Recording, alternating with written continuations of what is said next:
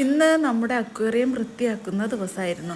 അപ്പോൾ മക്കൾ അഫുട്ടി വന്നു, അതുപോലെ മിഷു വന്നു. ഷെയ്യു വൃത്തിയാക്കുന്നത് കണ്ടപ്പോൾ അവനെ സഹായിക്കാൻ അവർക്കും ഉത്സാഹമായിരുന്നു.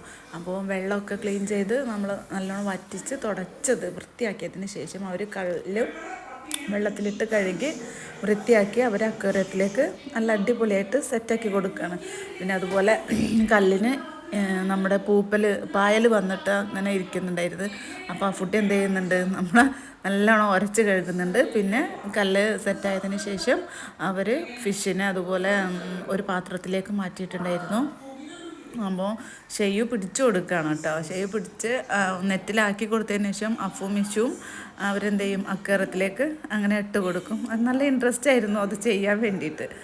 അവർ 6-7 മീനുണ്ട്. നമുക്ക് പേരൊന്നും അറിയില്ല, എന്നാലും അടിപൊളിയായിട്ട് അവർ സെറ്റാക്കി അഫു ഫിഷിന് ഫുഡ് കൊടുത്തു.